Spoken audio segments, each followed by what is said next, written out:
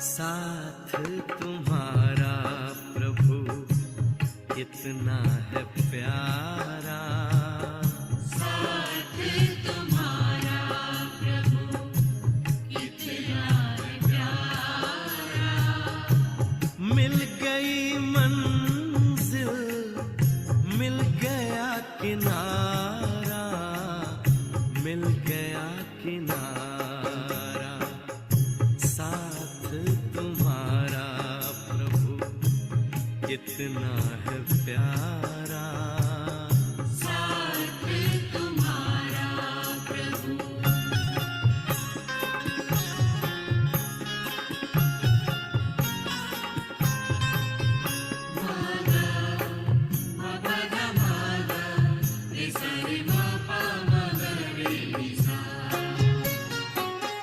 रोशनी ही रोशनी आती नजर है, अब ना भंवर का डर, ना ही फिक्र है, ना ही फिक्र है। हाथ में तेरे जब हाथ है हमारा, साथ तुम्हारा प्रभु कितना है प्यारा, साथ तुम्हारा प्रभु।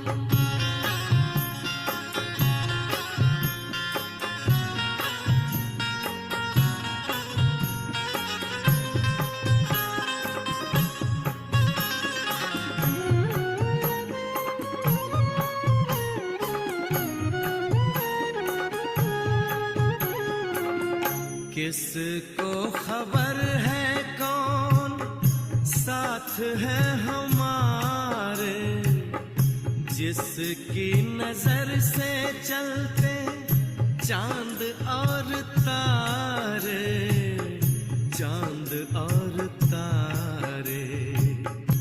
कितनी ही बार तुमने पार उतारा, साथ तुम्हारा प्रभु कितना है प्यारा, साथ तुम्हारा प्रभु।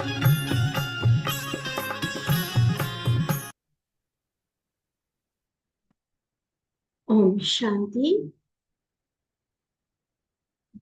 प्यारे बाबा का साथ सचमुच कितना प्यारा है, जो लगता है कि जीवन की मंजिल हम सभी को मिल गई।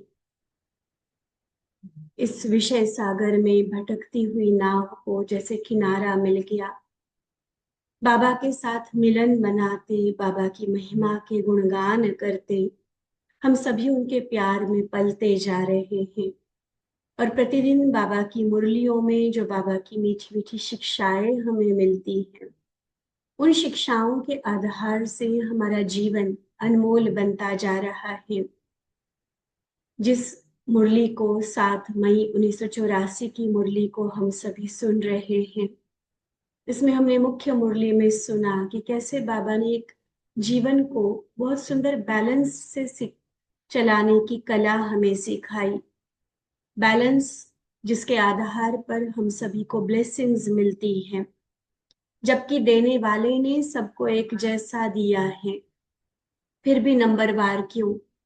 बाबा जो हमें सभी को मिला, सिर्फ इस जन्म की ये प्राप्ति है।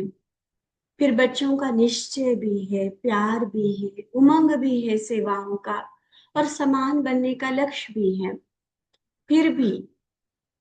फिर भी जो अनुभव में नंबरवार हो जाते हैं, जो एक रस स्थिति ऊपर नीचे हो जाती है, उसका कारण बाबा ने बताया था कि बैलेंस की कमी।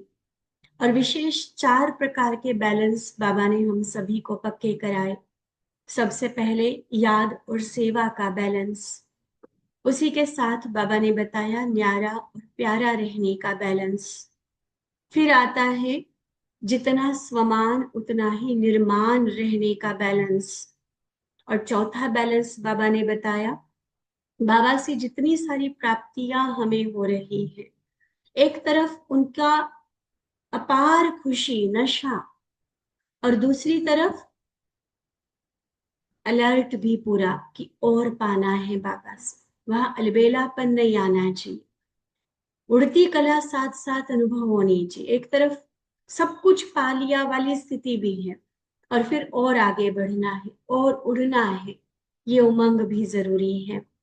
तो इस तरह से 4 बैलेंस बाबा ने हमें बताए, और विशेष रूप से बाबा ने चेकिंग करवाई कि अब अपने को देखो, नंबर बनने का राज जो बाबा ने बताया, अब उस आधार पर खुद को देखो कि किस बात में, कौन से बैलेंस में अभी भी हम अलबेले रह जाते हैं।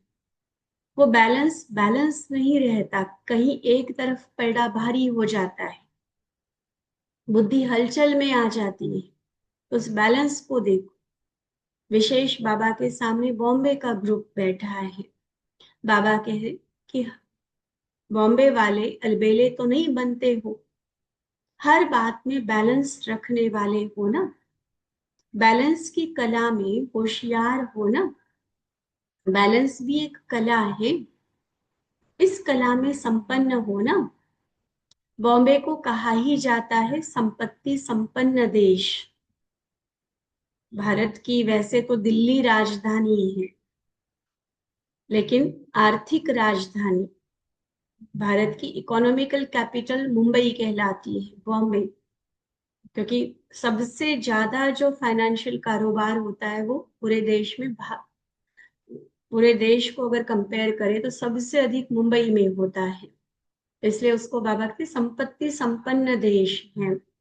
तो बैलेंस की संपत्ति और ब्लेसिंग की संपत्ति में भी संपन्न हो ना, चलो स्थूल संपत्ति में संपन्न हो, लेकिन बैलेंस की संपत्ति, ब्लेसिंग की संपत्ति में भी संपन्न हो। नर देसावर की ब्लेसिंग है, बॉम्बे वाले क्या विशेषता दिखाएंगे। बॉम्बे में मल्टी मिलियनर्स बहुत हैं, बड़े बड़े अरबपति खरबपति बैठे हुए हैं। तो अब ऐसी आत्माओं को यह अनुभव कराना आवश्यक है कि रूहानी अविनाशी पद्मा पदमपति सर्व खजानों के खानों के मालिक क्या होता है। क्या अनुभव कराओ। स्थूल संपत्ति में धनवान होने का अनुभव तो उनको है, वो ऐशो आराम का, नौकरों से काम लेने का, लग्जरी लाइफ का, वो उनको अनुभव है।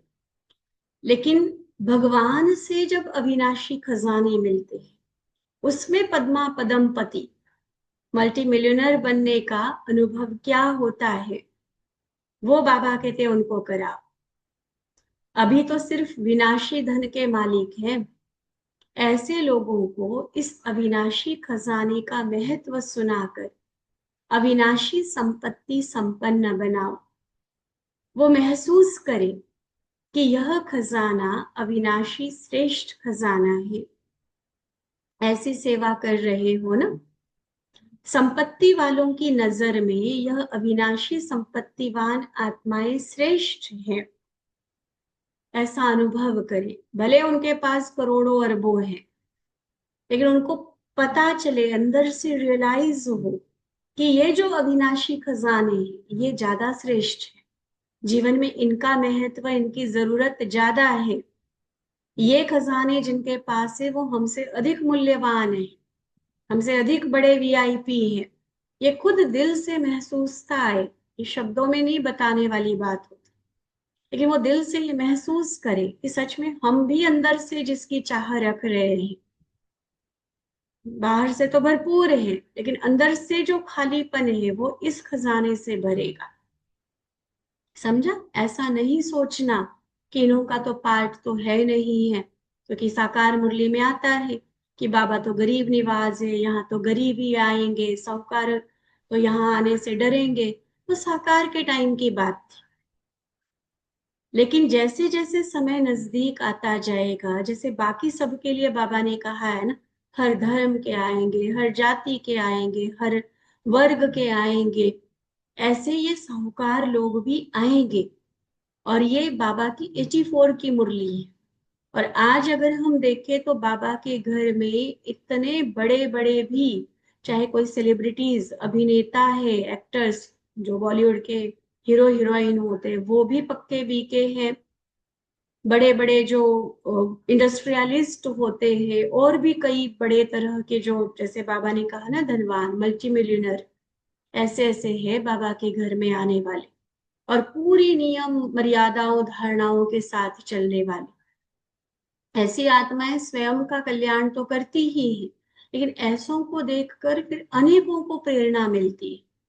कह रहे उनको क्या मिलता होगा, घर में तो किसी चीज की कमी नहीं है, फिर क्यों जाते हैं आश्रम में, ऐसा क्या मिलता है इनको भगवान के पास जाकर। तो इनसे आवाज भी बहुत अच्छी फैलती है।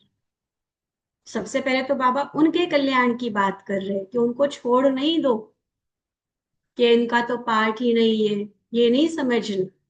अंत में इन्हों के भी जागने का पार्ट है। आज कितने सारे बाबा के सेंटर्स ऐसे हैं जो ऐसे लोगों ने बनवाए हुए हैं, विशेष अलग से जा जाके, मतलब चाहे अपनी तरफ से जमीनें देके, कईयों ने खुद सेंटर्स बनवा के दिए। तो बाबा की सेवाओं में भी तो सहयोगी बनते हैं ना ये, तो इनका भी पार्ट जरूर है। देखो बाबा ने कब का बोला हुआ है, जो प्रैक्टिकल अभी हम देखते हैं। हाँ ठीक है, कुछ ऐसे होंगे जो संबंध में नहीं आएंगे लेकिन संपर्क में जरूर आएंगे, और संपर्क में वाली आत्माएं भी बहुत सेवा करती है। इसलिए अब ऐसी आत्माओं को भी जगाने का समय आ पहुंचा है। तो जगाओ, खूब अच्छी तरह से जगाओ। देखो खुद भी हम लिस्ट बना सकते हैं ऐसी आत्माओं की, हर एक शहर में ऐसी आत्माएं होती है, तो उनको बहुत अच्छे से जगाने की सेवा करो, क्योंकि संपत्ति के नशे की नींद में सोए हुए हैं। जो कहते हैं ना कि यहीं पर हमारे लिए स्वर्ग है, तो ये तो संपत्ति का नशा है ना, नींद है ये एक तरह से। तो उनको भी जगाने की सेवा हमें करनी है। नशे वाले को बार बार जगाना पड़ता है ना, एक बार से नहीं जागते हैं, पूरी तरह से होश में नहीं आते हैं। तो अब ऐसे नशे में सोने वाली आत्माओं को अविनाशी संपत्ति के अनुभवों से परिचित कराओ। प्रैक्टिकल उनको वो अनुभव हो कि सच में इनको मिला क्या है। समझा? बॉम्बे वाले तो माया जी तो हो ना, माया को समुद्र में डाल दिया है ना। वैसे दुनिया वाले बॉम्बे को माया नगरी बोलते हैं, और बाबा क्या टाइटल दे रहा है, माया जीत। माया को समुद्र में डाल दिया है ना, तले में डाला है या बस ऊपर ऊपर से? ऊपर का तो फिर भी लहरों के साथ वापिस आ सकता है, बाबा कहते तले की गहराई में डाल दो बस। अगर ऊपर कोई चीज होती है ना तो लहरों से किनारे आ जाती है, तले में डाल दिया तो स्वाहा, खत्म, सदा के लिए विदाई। तो माया फिर किनारे तो नहीं आ जाती है ना। बाबा कहते बच्चों को हर बात में एग्जाम्पल बनना है, हर विशेषता में एग्जाम्पल। जैसे बॉम्बे की सुंदरता को देखने के लिए सभी दूर दूर से भी आते हैं ना, कितने विजिटर्स, देखो लाखों विजिटर्स हर साल पहुंचते हैं मुंबई। तो ऐसे दूर दूर से आपको देखने आएंगे, इन अलौकिक विशेषताओं को, आपकी दिव्यता को देखने आएंगे। हर गुण के प्रैक्टिकल स्वरूप एग्जाम्पल बनो। सरलता जीवन में देखनी हो, कैसे एग्जाम्पल बनो बाबा कहते। अब ये सिर्फ बॉम्बे वालों को नहीं कह रहे बाबा, चाहे पहले साहूकारों की सेवा की बात कही, चाहे अभी जो प्रैक्टिकल अपने लाइफ में एग्जाम्पल बनने की जो बात कह रहे हैं, हर गुण का एग्जाम्पल बनो। जैसे मान लो सरलता जीवन में देखनी हो, तो इस सेंटर पर जाकर इस परिवार को देखो। सहनशीलता देखनी हो तो इस सेंटर में इस परिवार में जाकर देखो। बैलेंस देखना हो तो इन विशेष आत्माओं को देखो, एक्सपर्ट बन जाओ उस गुण के। ऐसी कमाल करने वाले हो ना, तो आपको डबल रिटर्न करना है। फिर बॉम्बे वालों को बोल रहे बाबा, क्योंकि एक तो जगदम्बा माँ की पालना ली है, और दूसरा ब्रह्मा बाप की विशेष पालना का। जगदम्बा माँ की पालना भी बॉम्बे वालों को विशेष मिली है, तो बॉम्बे को इतना रिटर्न करना पड़ेगा ना। हर एक स्थान, हर एक विशेष आत्मा द्वारा बाप की, माँ की विशेष आत्माओं की विशेषता दिखाई दे। इसको कहा जाता है रिटर्न करना। सिर्फ पालना लेके बैठ गए, अपने आप को ठीक कर लिया, नहीं। अब इतना विशेष बनो कि जिन आत्माओं की हमने पालना ली है वो हमारे जीवन से दिखाई। अच्छा, भले पधारे बाबा के घर में व अपने घर में, भले पधारे। बाबा तो सदा बच्चों को देख हर्षित होते हैं। एक एक बच्चा विश्व का दीपक है। देखो बाबा की नजर, क्या कह रहे हैं बाबा? मेरा एक एक बच्चा विश्व का दीपक है। सिर्फ कुल का दीपक नहीं, विश्व का दीपक है। हर एक विश्व के कल्याण अर्थ निमित्त बने हुए हैं, तो विश्व के दीपक हो गए ना। वैसे तो सारा विश्व भी बेहद का कुल है।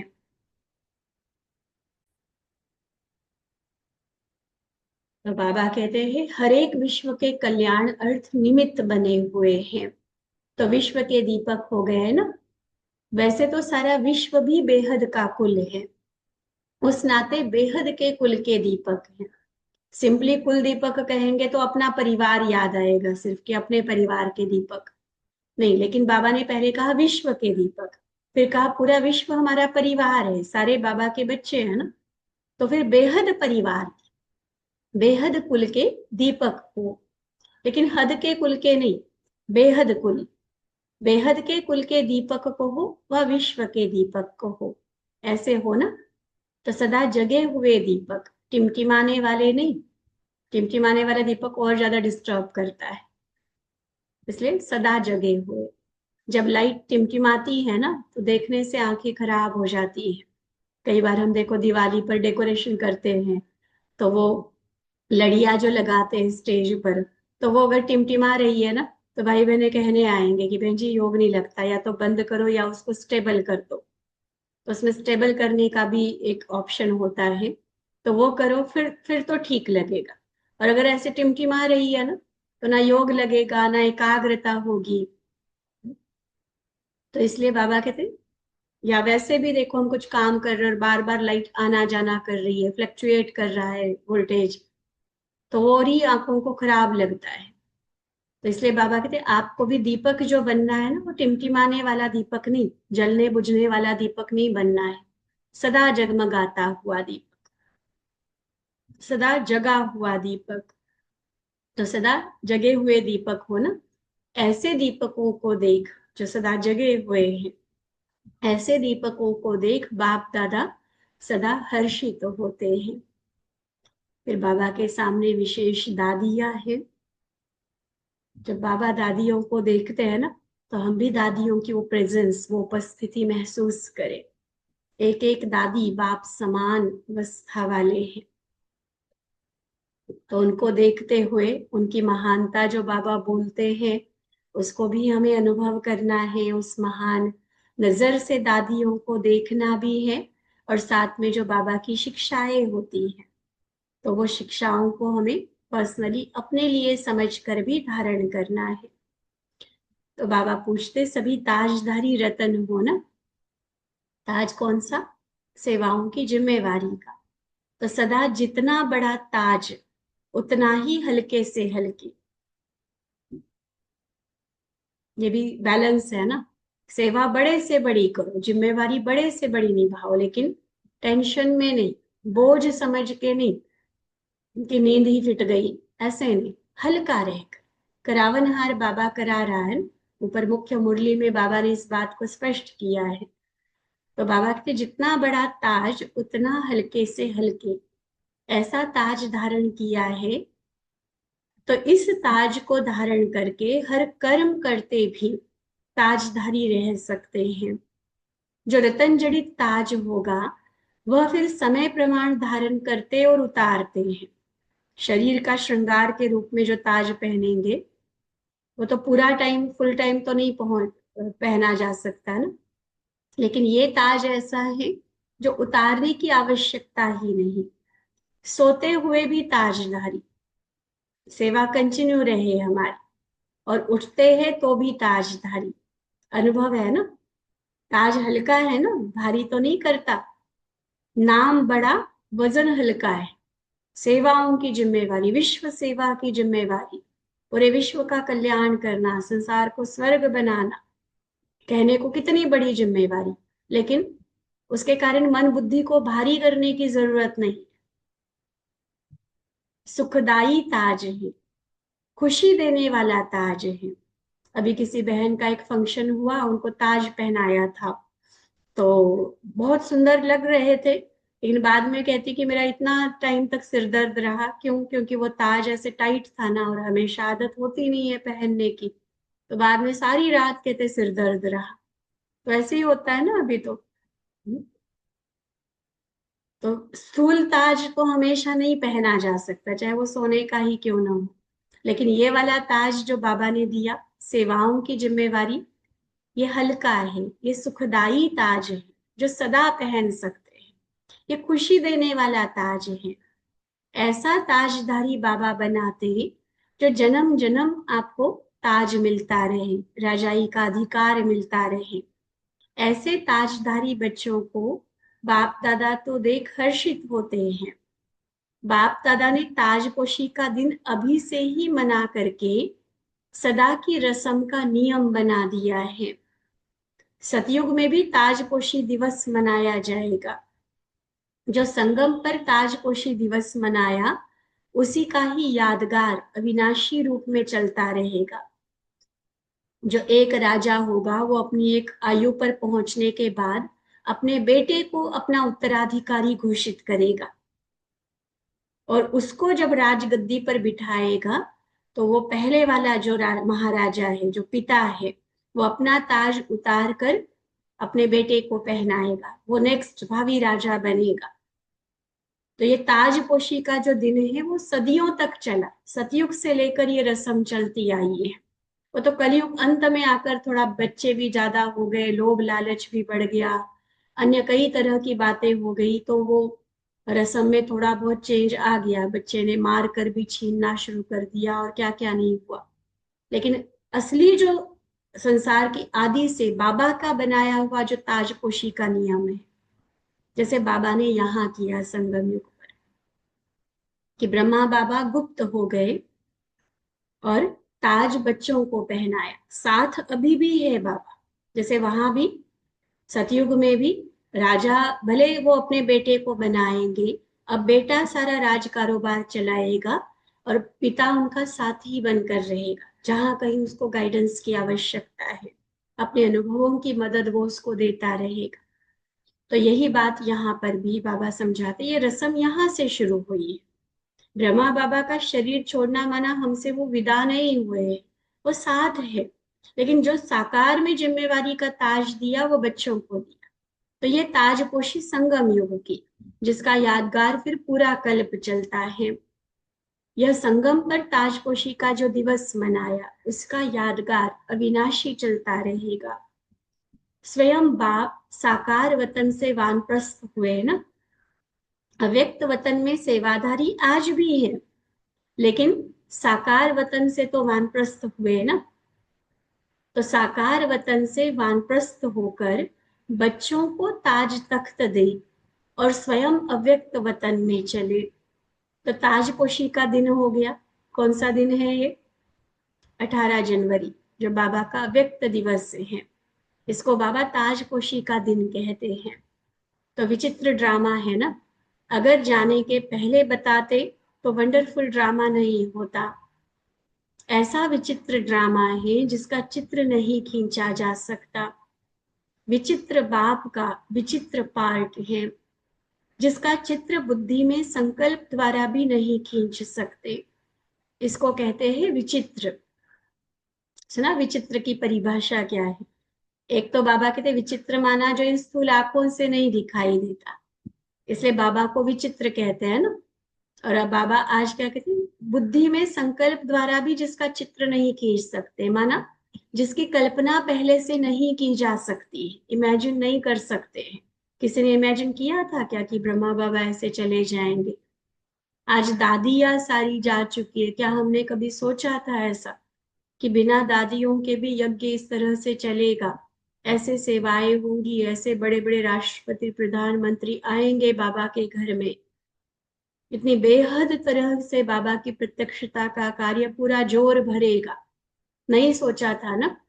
तो जो कल्पना में भी नहीं लाया जा सकता, वो जब प्रैक्टिकल में हो तभी तो उसको वंडरफुल कहा जाएगा ना,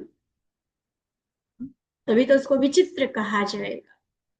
तो इसलिए ये जो बात बाबा कह रहे हैं, ब्रह्मा बाबा का व्यक्त होना और बच्चों को ताज पहनाना, तो विचित्र ताजपोशी हुई ना।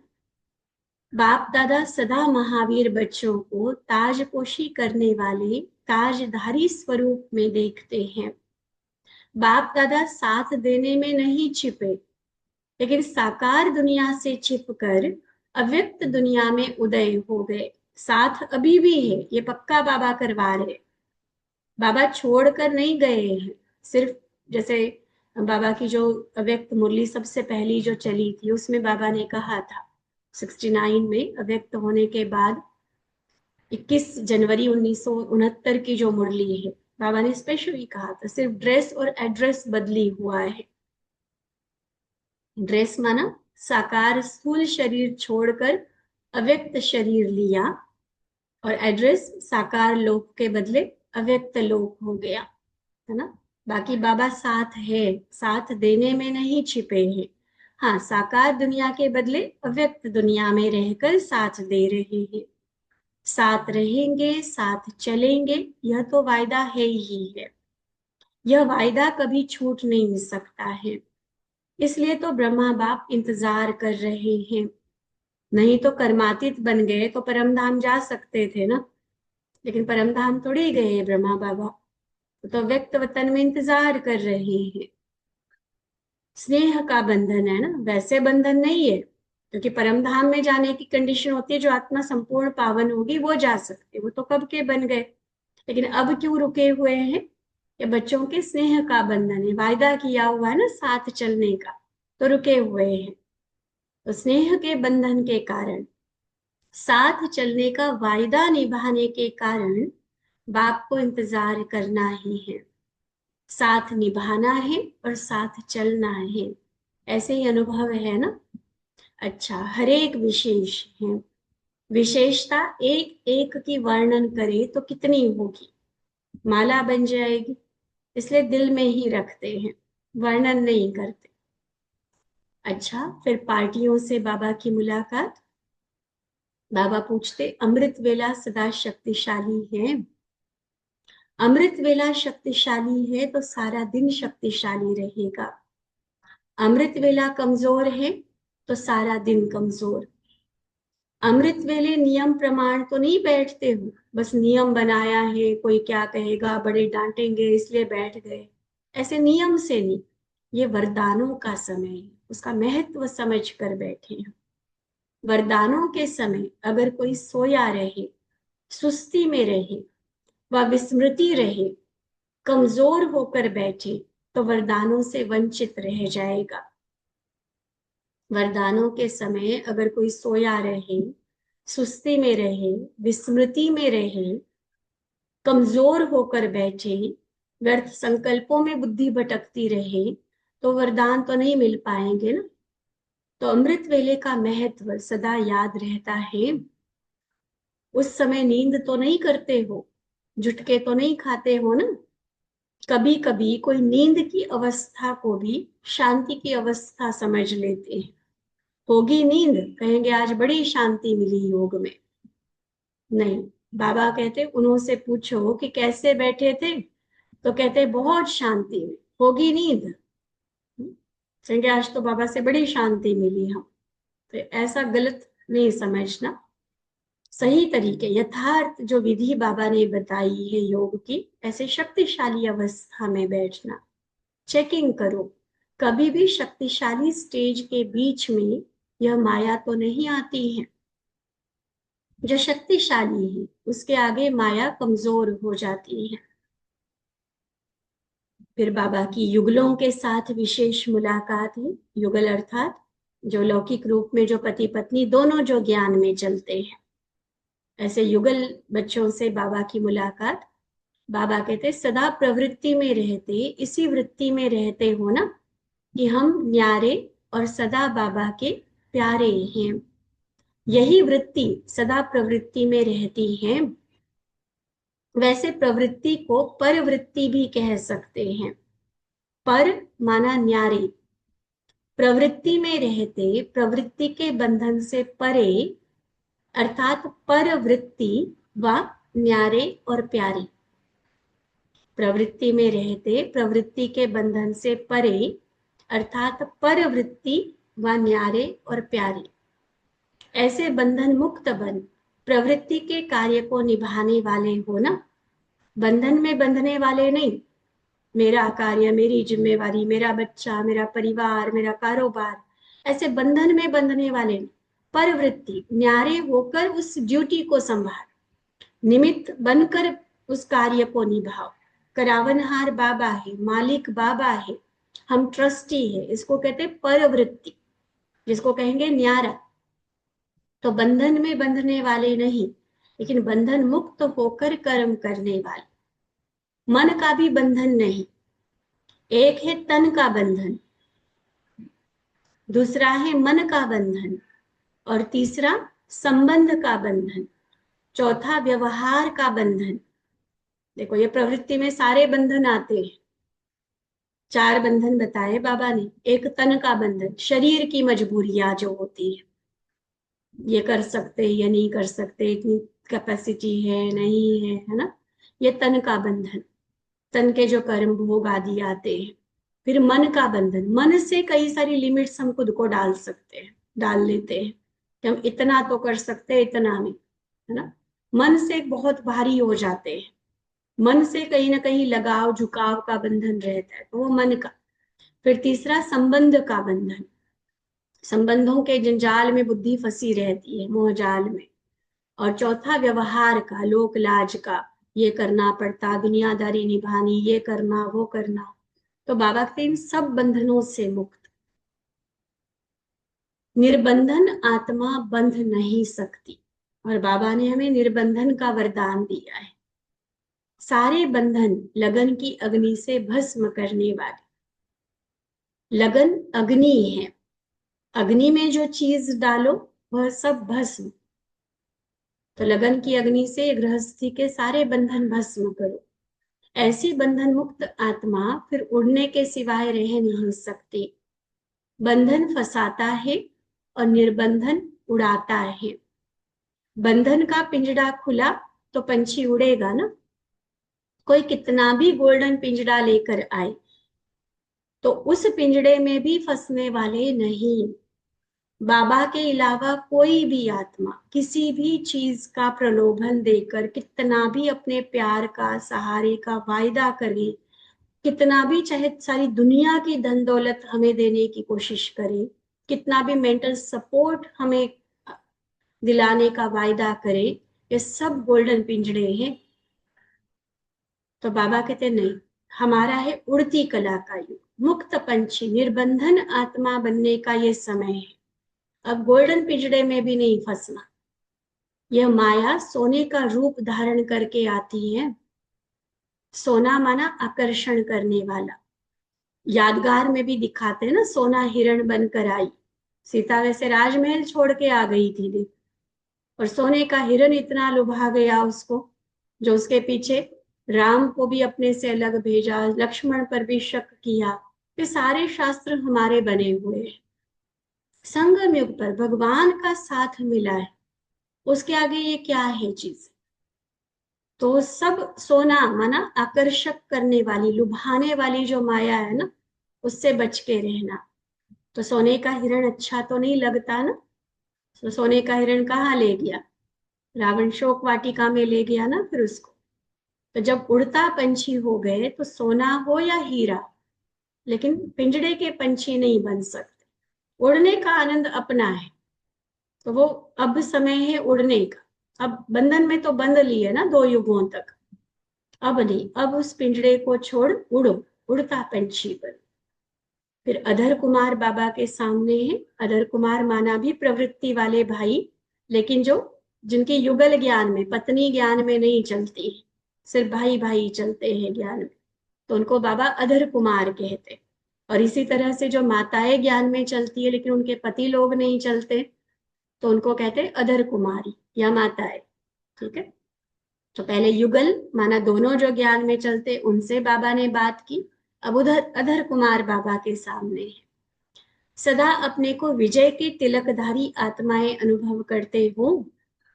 विजय का तिलक सदा लगा हुआ है, कभी मिट तो नहीं जाता।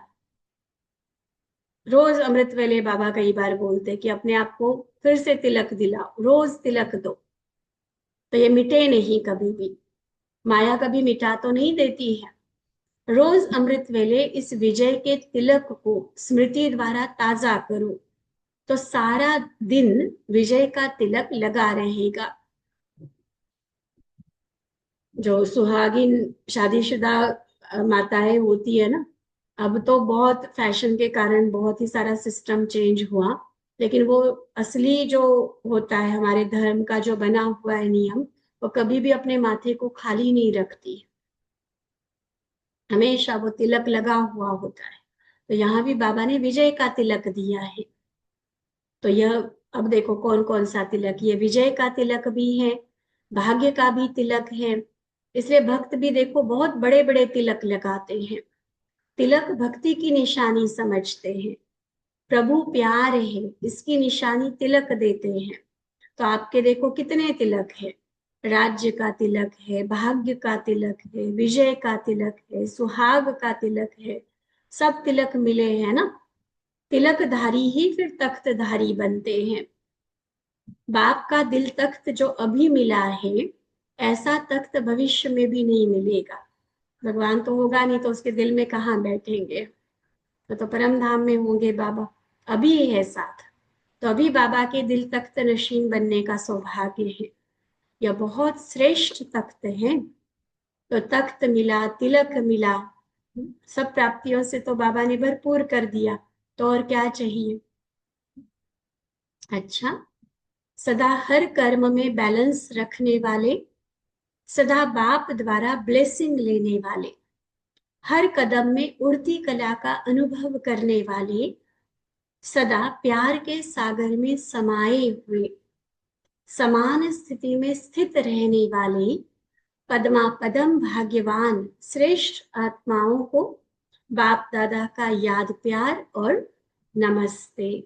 हम रूहानी बच्चों की रूहानी बाप दादा को दिल व जान सिक व प्रेम से नमस्ते नमस्ते नमस्ते। अच्छा, ओम शांति।